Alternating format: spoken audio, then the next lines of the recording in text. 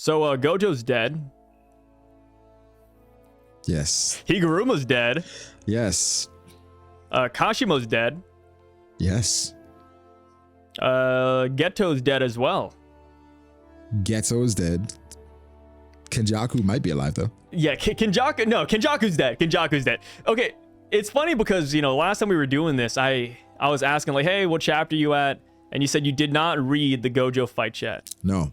But during that time, you made a couple of things. You're like, oh man, I really like Higuruma.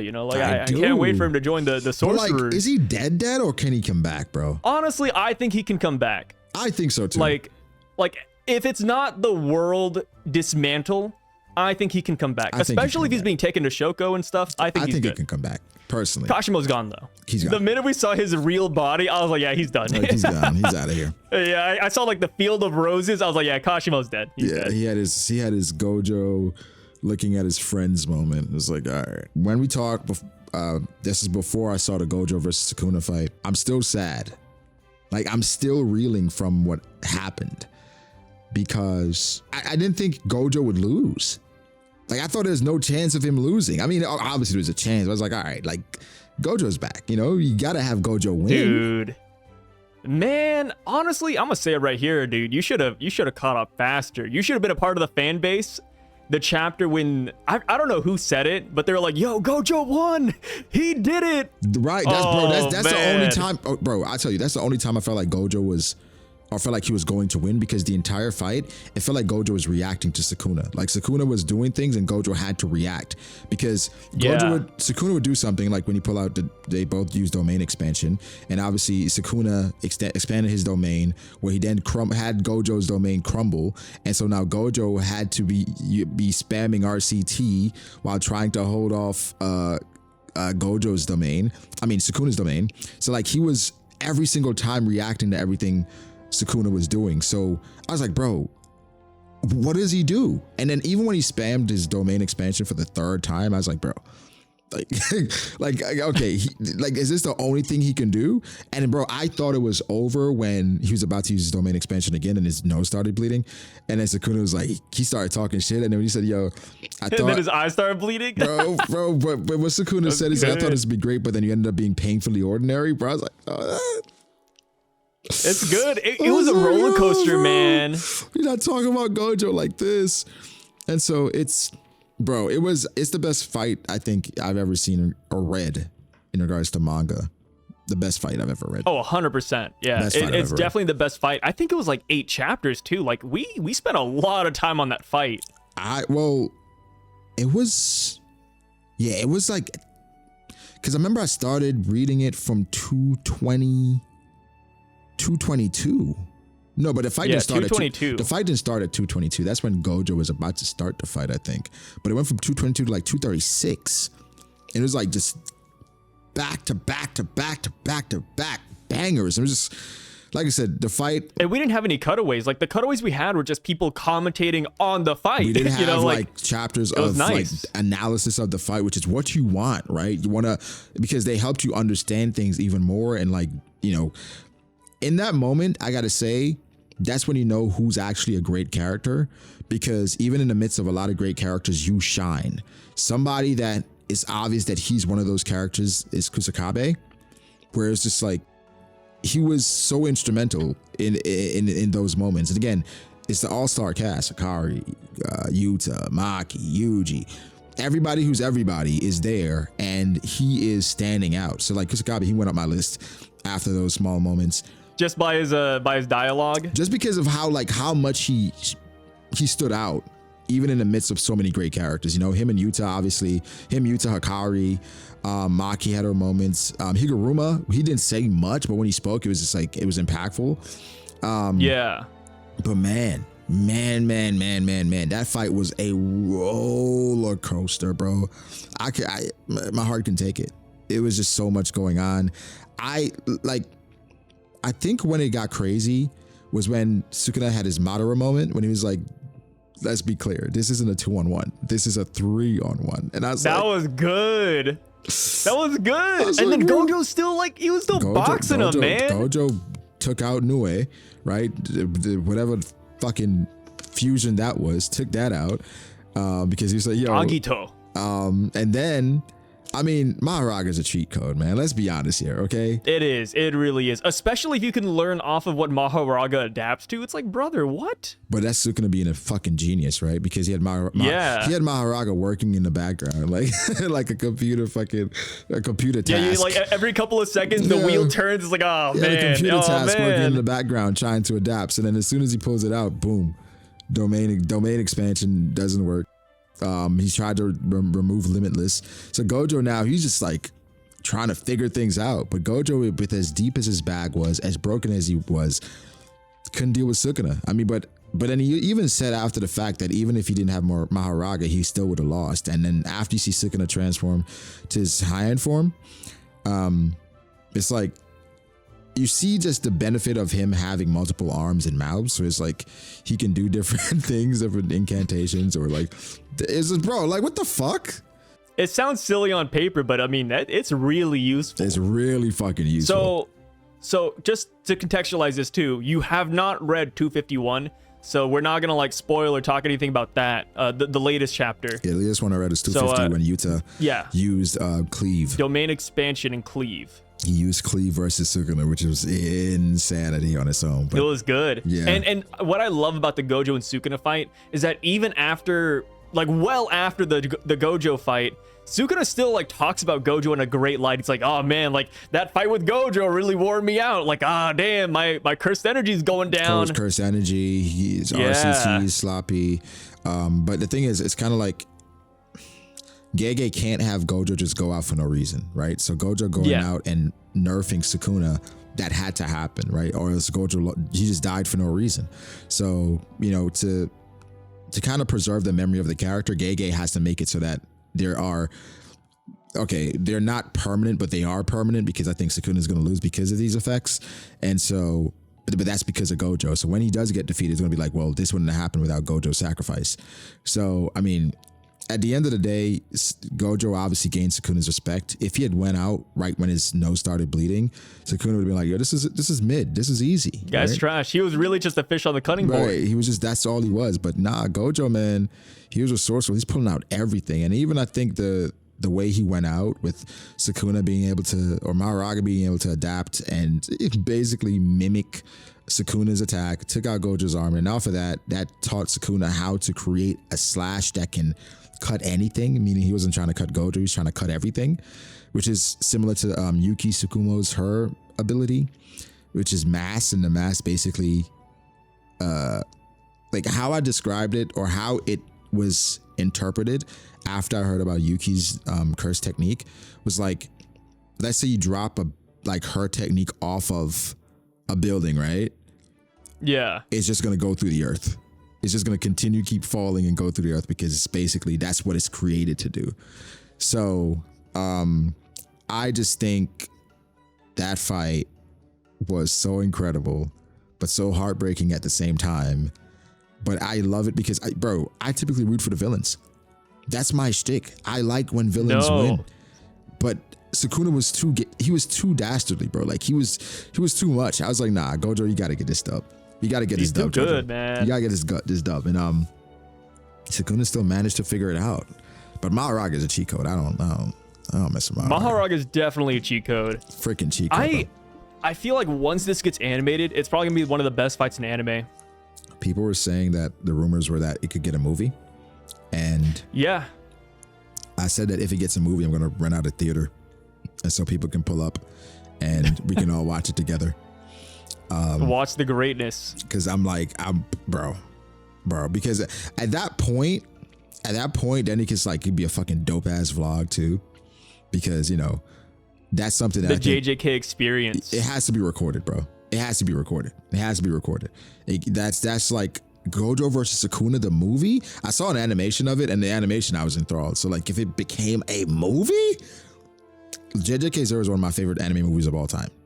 Already, I could already imagine it. Like next season, 24 episodes. It ends with Megumi being taken over, and then after that, we get a short like 12 episode season. It ends off with Gojo being released, movie. And then we go to the final season. It's like, it's literally set up. You don't have to. You can make the movie and still keep it in the season, though. Yeah, do like a. That's what Demon Slayer did. Yeah, Demon Slayer did that, and Dragon Ball Super did that as well. Yeah, but I think Demon Slayer did much better. Demon Slayer did it way better because Dragon Ball, all we had was the Resurrection F. Yeah, and I think that made it worse. That made it worse. Oh my god. Yeah, that was not good. That was not good. But I think that if that's a movie, if that is a movie, that is going to break. I think it would be. I don't know if it's gonna be the highest selling anime movie of all time, but I think it would be. You think so?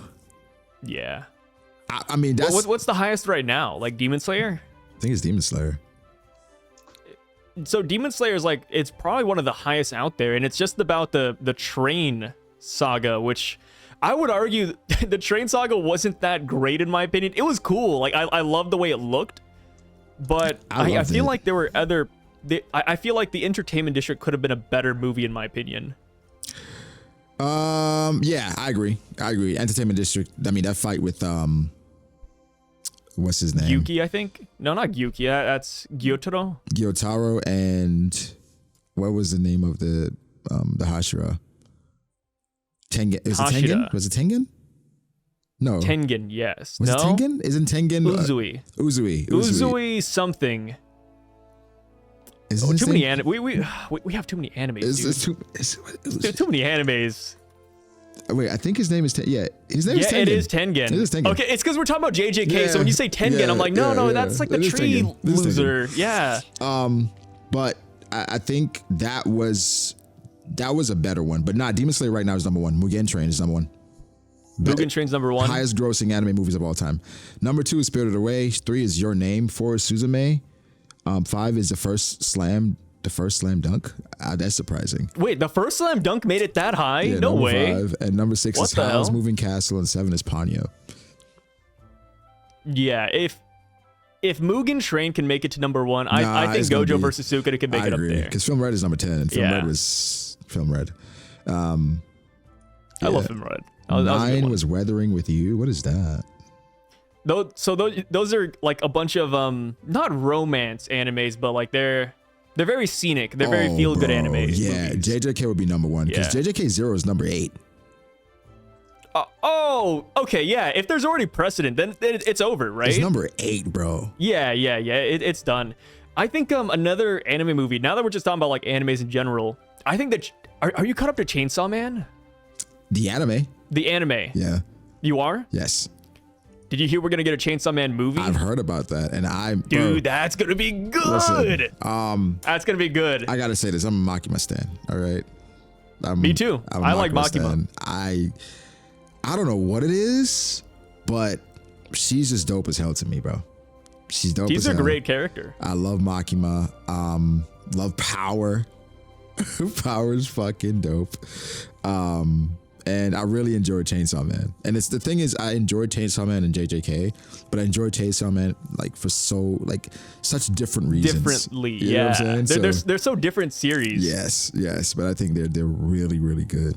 Man. I'm looking at anime movies now. Something I watched recently was Your Name. Do you like it? I did like it.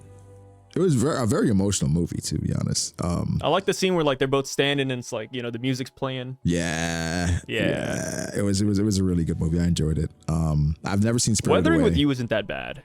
You haven't watched Spirited Away? That's like a classic. I know. I've only seen That's a classic, man. No Face. Come on. Every time I've seen like max 10 minutes of it. But yeah, and I've never finished it. I'll admit the beginning of Spirited Away is really boring. So like if you just throw it on and you don't really care, then yeah, like Spirited Away is kind of trash, but I feel like once you get into it, it gets really good. I have incentive to react to it now, so I will watch it. Oh yeah, there you go. I will watch it really, really soon. So how do you feel about the Takaba fight? Did you enjoy it? Were you a Takaba fan? I did like Takaba. I do think it was necessary. I think with how heavy the Sukuna versus Gojo result was, bro, it took me a while. After I read the chapter, it took me like a good 30 minutes to read the next one. It was like, I was stuck for a while, 30 minutes plus, where I didn't understand and I didn't know how to move on. I moved past it.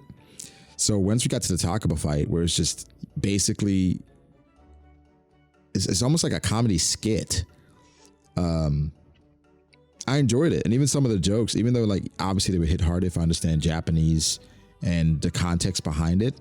It's like something like, yo, this is actually pretty good, you know? And yeah, I think it was very well placed for what happened. I know some people were like, I'm sure week to week it was annoying considering what just happened with Gojo and Sukuna, but binging it, it was like, yo, all right, I needed this. And it was a nice change of pace.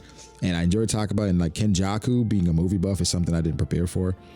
Movie buff or comedy buff, like he was, but the thing is, when you think about how long Kenjaku's been around, of course, right? It's like he had some entertainment. He had some entertainment. So I think it's a unique experience, and I don't expect a lot of people to, like everybody to love it, but I didn't mind it. I enjoyed it actually. So yeah, I liked it. It was good. I love how he opened up with he didn't open up with it, but when the fight really got going, the first panel was Kenjaku bringing out a special grade curse, and then Takaba spawning a truck to run it over.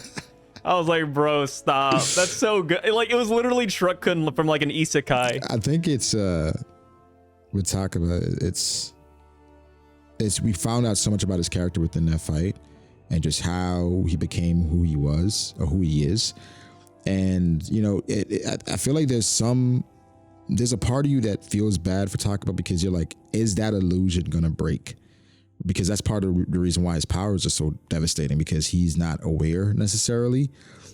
But to see him overcome it and somewhat believe in himself, and Kenjaku kind of get caught up in his pace, it was an experience. I say that. It's nice, right? Because Kenjaku had fun, dude. Yeah, he did have fun. He ended up having a good time. That was like the takeaway. He ended up having a good time. So like, I liked it, bro. I liked how different it was. I didn't mind. It's like but I feel the same way about the Reggie and Megumi fight.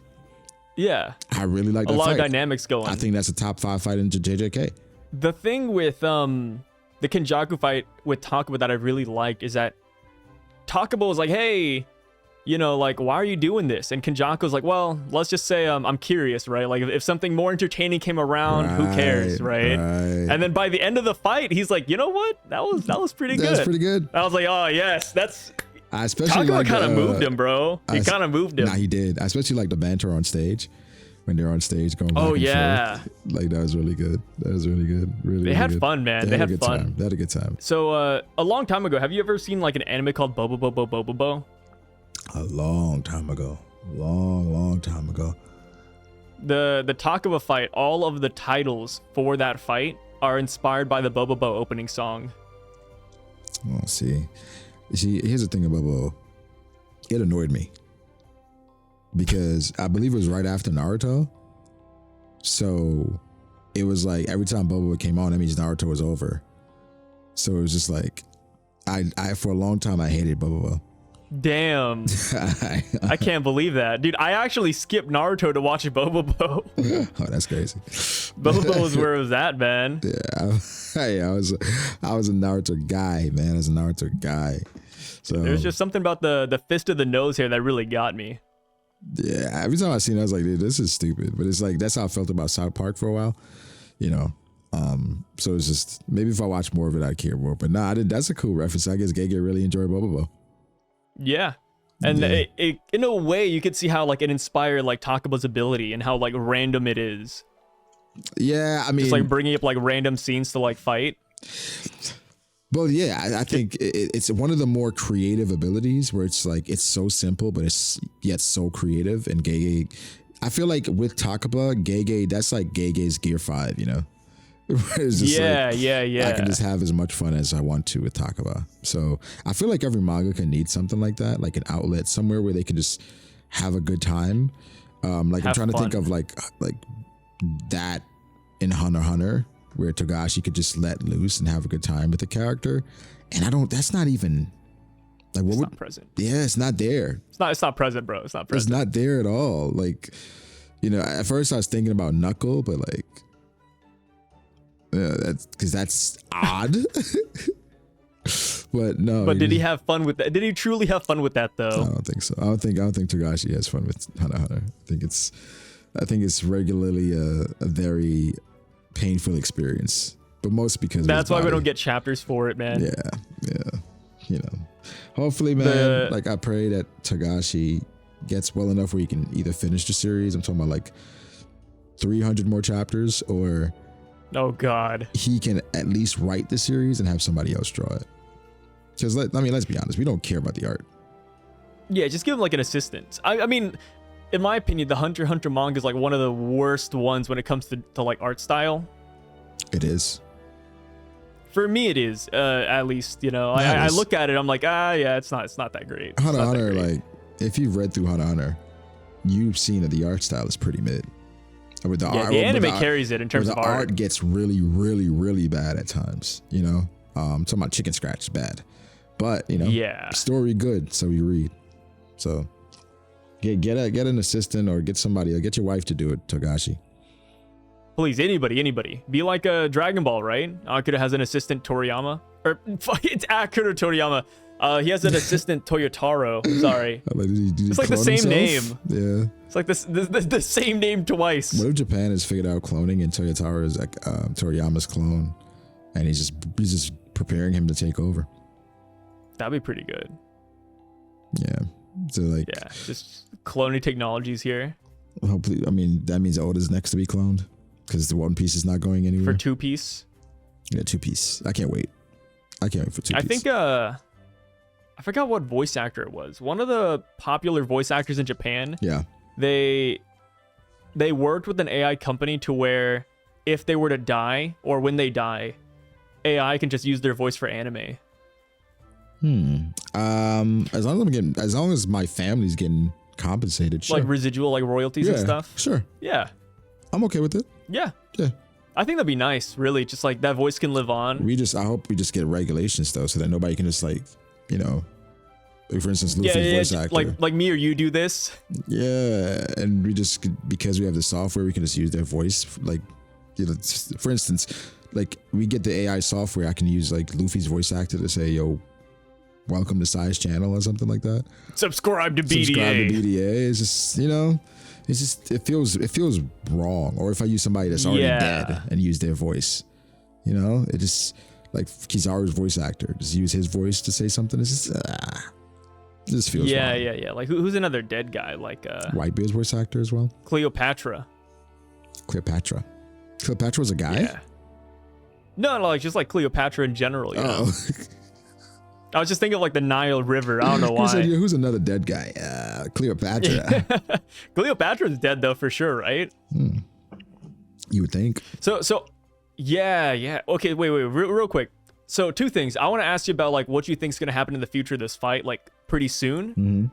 And then the second thing is like, I was having a debate earlier today. And so I said that the minute that cavemen discovered fire, that they learned how to cook pretty fast. Like they started cooking meat like the day or 2 after. But the person I was arguing against said that it took them a while to cook meat. Where do you fall on that?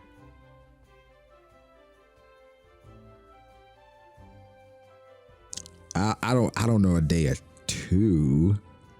Because imagine cavemen though, like they got nothing else to do. Like right now, like we have anime, you know, you got a job, you're doing videos. Oh, so you're saying like cavemen that don't have anything. Yeah, actually, you're right. I agree with that. Like what are you doing? Like you're hunting not dinosaur. You know, you're hunting for food, and then you have fire. Like, but the thing is, booga, like you put over the fire. That's it. It's done. I think it got to be. I think I'd say a week or 2. You think a week? Yeah, because I think they didn't understand the fire. And think about the chief, right? The chief that was probably like, we shouldn't use it unless we understand it, right? And so then... No way a chief from like hundreds of thousands of years ago said that. Because it's like, remember fire, right? Fire is good, but it's like dangerous in the wrong hands. So I'm going to assume that somebody did use it. They burned down their village, and so they had to move, create a new village, and then somebody had to come around, and then they finally start to harness fire, and somebody was like, they found out fire was warm, and somebody was eating around a campfire, right? And then all of a sudden they were like, they threw the meat, the raw meat they were eating in the fire, and then went to bed, and somebody woke up, was like, man, I'm so hungry, and then went to eat eat the meat that was already burned through the fire. And there's like, holy shit, this is actually pretty good. And then that's when they're like, yo, try the meat after it's been in the fire. And then that's when it was discovered. But I don't think it was like the next day. No. You don't think it was the next day? No. So I looked it up too, and it said that cavemen even they learned how to like put vegetables and seasoning on their food while they were like, you know, playing with the fire too. Like I really do think that like that was like the era of chefs. Wait, how the fuck? How do they know that? When you got nothing else to do, man. Like I'm talking about like, how do we know that? Oh, I don't know, some fossils or something. You know, that's a good question. I mean, I just looked it up and I saw the headline and I was like, yeah, that makes sense. Like maybe we have like some fossils of like salt or pepper or something. I don't know. Yeah, that's it. That's what it is. Yeah, like now I'm just wondering if they had like woks or pans back then too. Like, do you think they used like a stone slab? At this point, they must have gotten waffles by day 3. If we said it, they're advancing pretty damn fast, huh? What? You told me they got seasoning man. while they were playing with the fire? How? Yeah, no, okay, no. That's what they said. They said they started like throwing vegetables and seasonings and like, you know, herbs on there. I think they were having fun with fire. Like, you know how like when we got the internet, like, you know, the internet was kind of like basic at the time and then it just progressively got crazier. I think it's the same thing with fire, dude, and food. Yeah. Okay, but let me ask you, how long do you think they were alive before they had fire? Like not that long, like because when you think about it, fire's like natural, you know, like is it lightning hits a tree? Yeah, lightning hits a tree, fire, and then they see it, they try to recreate it. But like they try to like they could even go and sharpen tools, and then like they see a spark, and they're like, well, maybe we can, you know, do something with that. Tools. How soon do you think they got tools? Okay, when I say tools, I'm like talking about sticks. Yeah, and sticks stuff, you know, stuff, sticks right? and stones. Yeah. I don't know. It must have been rough being like a caveman back then. I think they all died at like the age of 20, right? 20? Yeah, they didn't live that long, dude. I think the life expectancy. Let me look it up actually. So like, who are our ancestors? We came from. I have no idea. Like, so like, I guess because they got cavemen, they got tree men too, and watermen, desert men. So, cavemen, they had a life expectancy between 20 to 30. Makes sense, right? Because if you think about all the shit that was running around back then, and you don't have the appropriate tools to you know, combat it, and then also diseases as well. Bro, I found out the most craziest thing this past week. What happened? I went down the rabbit hole of rabies. What did you find? You know, rabies isn't curable. Yeah, it's not curable. Where it's like after symptoms set in, you're dead. You're dead. You're either dead or you lose limbs. Bro, yeah. I did not know that. Yeah, I saw a story where a guy he had dogs for his birthday party, and apparently he got bit by like 2 dogs. He didn't go to the hospital till like a week later, and then they had to amputate him, bro. Yeah, they're like saying, no arms, no legs. He looked like that Baki meme where like it's just a cocoon in a bed. Insane. But I always thought rabies, because people talk about rabies all the time, right? Because I used to live in the Caribbean, and they'd be like, yo, don't let the dog bite you. You could get rabies. They made it seem like rabies was like the cold, you know? Yeah, you just visit the doctor, get a shot. Right? They like, it was like a cold, hey, you might get rabies. And like, there was a lot of, you know, where I grew up, it was like a lot of just, what do you call them? Wild dogs or stray dogs, right? And, you know, some of these dogs are mangy and just dirty. I'm like, bro, that's a pretty big deal knowing that rabies are incurable. And then the crazy part is that, like, after symptoms set in, there's nothing you can really do. And then your body starts to reject like fluids and water. So you can't even drink water after you get rabies. Yeah, you kind of honestly just kind of like pulled the plug at that point. Bro, so like there's no winning. There's no winning. That's insanity to me. I thought we'd actually have something by now. They said there's like few cases where people survive, but more often than not, or like 90 something% of the time, like you die. So that's why in a life or death fight against a dog, I've always thought about this. Like, you're going to be risking your life and throwing it away in this scenario, but this is a last ditch move that I've been proposing. But what you should do is, if you're fighting a dog and you're about to lose, what you want to do is you want to take your arm and just shove it down its throat as far as you can.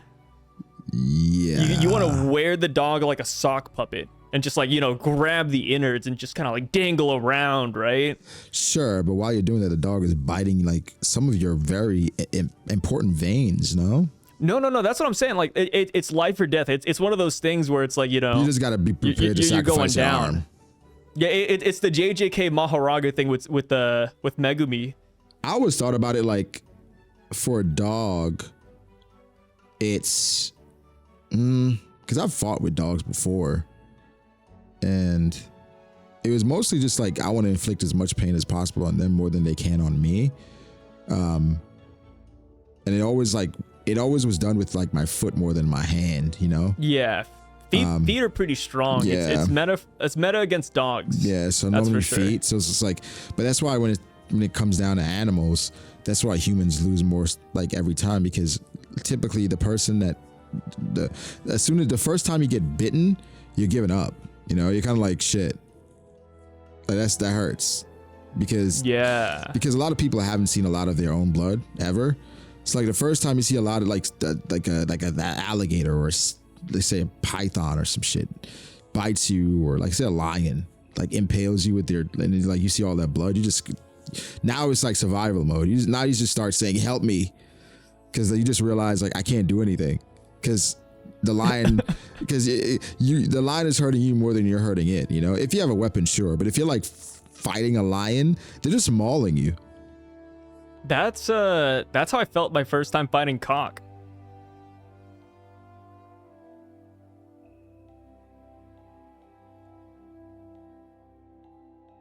So I helped out a lot on a farm, and there's like, no joke, there was like this cock, and we had to wrangle him into the little house. Oh, wait, a chicken? Yeah, like a big chicken. Okay. So people do call chickens cocks. Like, it's not like it's only crazy out of context if you don't know what they mean. But I have had to like fight a couple of chicken, or like not fight, but like wrestle them, wrangle them, and because I live in Oklahoma, so we have a lot of farmland here. Yeah, it's like, bro, like when you get poked, dude, those first couple of times you take that poke, you're like, damn, I wasn't expecting that. But after a while, like, you kind of get used to it. I mean, I just hope nobody clips that out of context, I don't know why anybody would. You're right. The internet would never do that. But I used to fight chicken all the time. Like, really? Yeah, because I used to, this was when I was younger, right? Just a lot younger. Everybody fought a chicken before. I used to take the chicks away from their mom. Oh, you were that guy. Yeah, and I put them in like a little thing I would create. And then, I'd put like chicken together with frogs and spiders.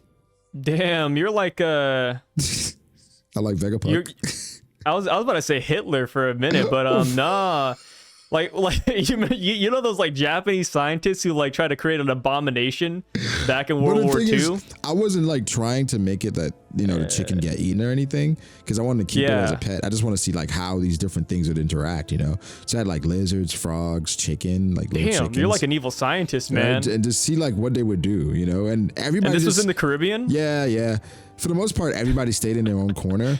The only one that was really social was like the spiders. Spiders didn't care. Like spiders just walk on everybody, and then it like make their webs everywhere. Yeah. So they're like the Asian guy in a race war.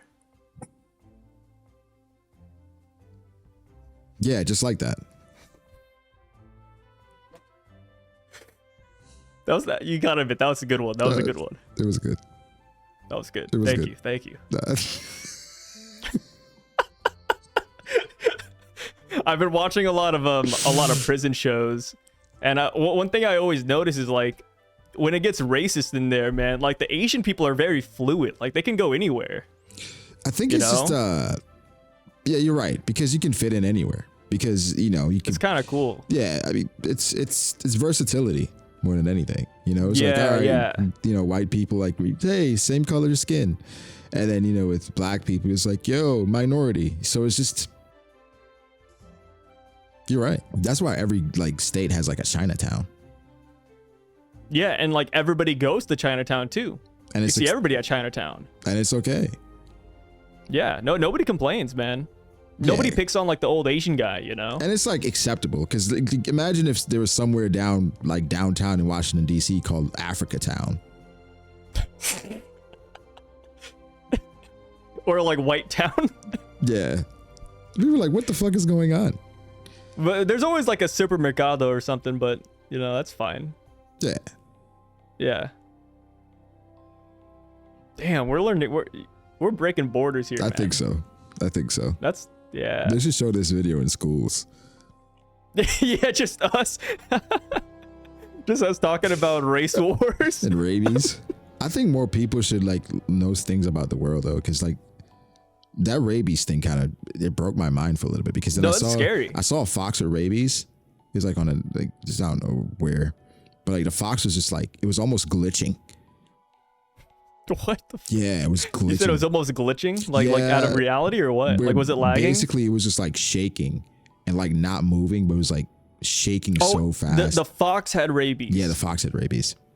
Yeah, and it said the fox was like attacking people in the area because it had rabies, and like it was in one of the last stages before it dies, and so it was like really, really rabid. Damn. Yeah, You know, going off of rabies too, I didn't know HIVs were like uncurable too, man. that one I knew Yeah, like because of in the I don't black, know. you know, in I the just black looked it up. community, it was like we have Magic Johnson, you know, so you never really forget. like the Genghis Khan. Is your Genghis Khan over there? Yeah. Essentially. So Damn. you kind of already know, like, and then you know, as a Kanye West fan, the line that most people live by is like, you can live through anything if Magic made it.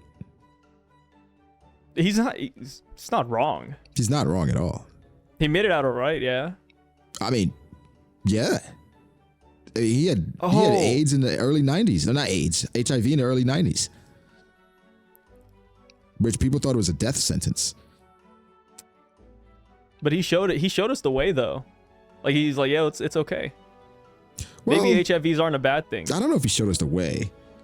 Okay, yeah. They're still a bad thing, but like, you get through it, right? Yeah, but you'd rather not Yeah, get yeah. you'd rather not get to it. Damn. So since we're going off topical things, Robert,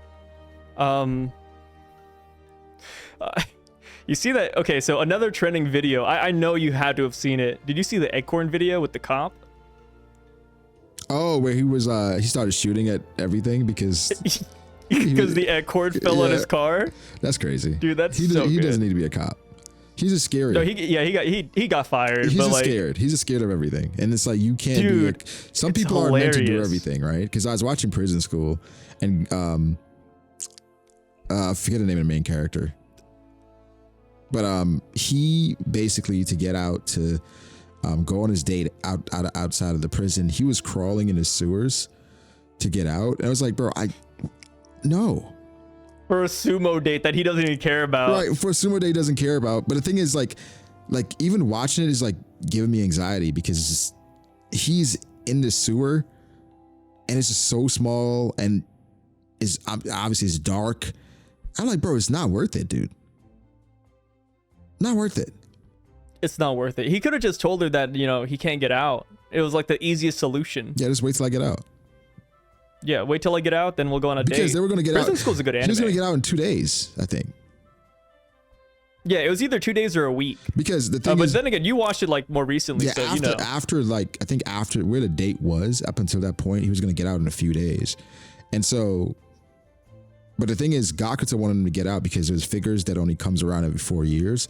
So all he had to do was basically ask her, "Hey, can you just? We'll go to the sumo thing another time, but can you get these figures for me, and then I'll just take you out when I get out." But like, first of all, Gakuto shitting himself for the soundbite, is wait. But Gakuto had a good reason, man. Dude, you have to admit the math that Gakuto did actually made sense. He said, yo, I'm gonna be made fun of for a couple of years, but it's either that or wait 4 years for the figure. And I was like, damn, he's not wrong though. I mean, he's not wrong, but like I think shitting yourself on command is insane. You think so? Have you? Okay, wait. Have you ever like shat yourself then? Yeah, I have. Have you ever like shat in public? Yes. It happens. Yeah, but that's when like your stomach is kind of fucked up, right? But like his stomach didn't seem to be fucked up. He just like on command pulled that from space, and it wasn't a little bit either. I mean, it was pre-planned though, so maybe he like had a heavy breakfast. Had a milkshake. Yeah, milkshake. He ate some like almond bars. Yeah, I could see it. Yeah, I love Prison School though. Rewatching the uncensored version. It's kind of crazy, huh? It is actually just spectacular. I love it so much. It's so good. I put on the uncensored version without even knowing it. And I felt like a kid. Yeah. I was just like, boobs. It's like boobs, titties. Yeah. Coochie. And then the thing is, Crunchyroll always had the censored version. So it was just like, once I discovered the uncensored and like now experiencing the uncensored, it's just like, it's so much better. So much better. It is better. So much better. No just unnecessary censorship. Yeah, when it first came out, you had like this weird steam everywhere, or this weird glare. Yeah. It's just like let the anime be what it needs to be. Yeah. Yeah. And it's because it's a weird one, right? It's not supposed to be like a normal anime. It's not normal. If you're going into an anime called Prison School, where like you got 4 idiots in an all-girls school, you know what you're signing up for. It's a little different, but yeah, a great time regardless. JJK.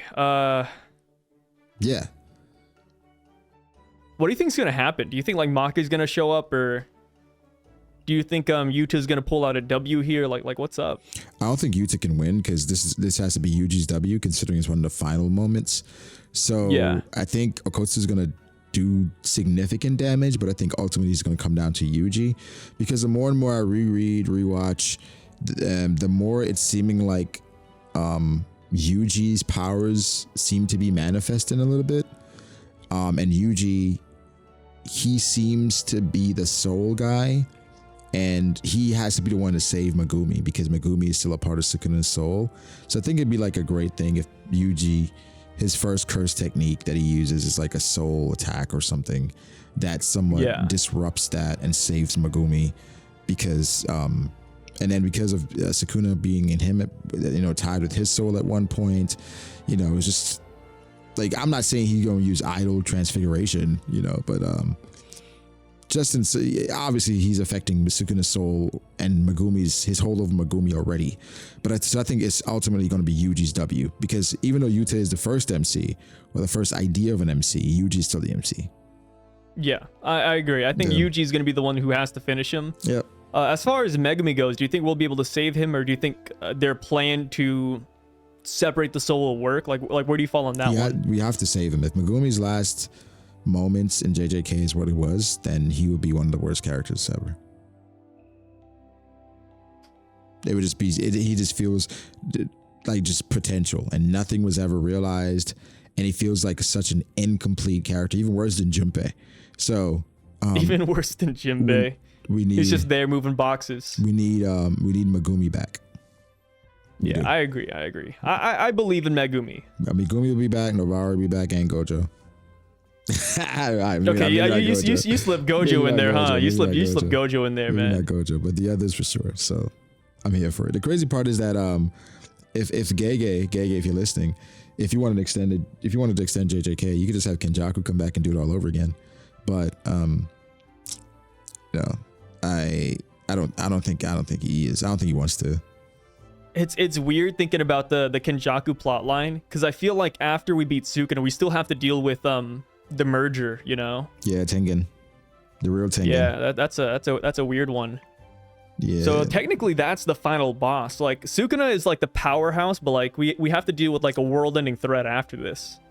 I guess it's not a world-ending threat. It's just like Japan, right? But I guess they'll send the whole world into chaos. something like that. Yeah, that's the thing where it's like it's gonna be a worldwide threat, but my thing is like who's gonna be left to fight it? You know, based on how people are dying left and right. So it's like with Tengen, I think in some ways gonna be stymied by somebody that we thought was dead. Like I said, I think Yuki, where with like her powers and her how she went out, it'd be really fitting if she came back and somehow she's able to stop Tengen, or she assimilate with Tengen and she becomes the new Tengen, because she was at one point one of the people that were chosen, right? Yep, she was a plasma vessel. She was supposed to be a plasma vessel, so it'd be really cool if she steps up and she ultimately, her essence is still around in some way, because, you know, it's manga magic. Yuki steps up and stops it, where it's like, yeah, Tengen was supposed to be the big bad guy, but Yuki and her sacrifice, her assimilating with it, stops it. And then, then you can end JJK this year. Because if you because after Sukuna, making another like full scale big fight, it's gonna fall flat because we don't give a damn about Tengen. So yeah, he wasn't built up for 250 chapters. Yeah, so I think he wasn't. Bring Yuki back. Just bring Yuki back. Have her assimilate. You really want Yuki back, huh? I like her, and as soon as I started liking her even more, she got hoed. She died. So bring Yuki back. Bring her back. Yuki back. Bring Higuruma. Bring Higuruma back. You know. Yeah, Megumi, bring them all back. Nobara, and Toji, fuck it. Yeah, bring everybody from the airport. Maybe the airplane's gonna come back to reality. Yeah, maybe that's it. Maybe like at the end of JJK is gonna be Gojo, where he's just taking a nap. He was taking a nap back then, right in the classroom. Oh, I'm excited, man. I'm excited for you to read that last chapter. Also, if you guys are wondering why we're just chilling here, it's for Brago, it's 8:20 a.m. It is. For me, it's 7:20. We've been going since 3. Yeah. It's been a little while. It's been a minute, man. I don't know what happened. Where did the time go? I don't know. It's just like really bright outside now. Oh, holy crap, dude. The sun's coming up. Yeah. But this is standard for me, you know. This is a time where I'm most creative, so yeah. Like you're thinking about Robert and everything. Yeah, it's great. It's just a lot of, just a lot flowing, you know.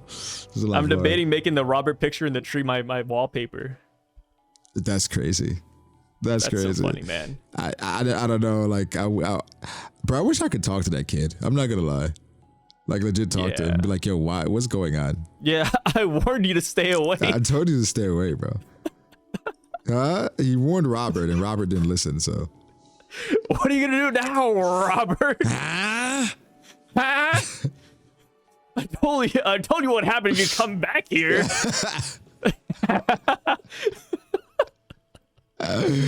Yo, I think we've been dude. No joke. I think we've been laughing at that one clip for the past 3 or 4 hours, man.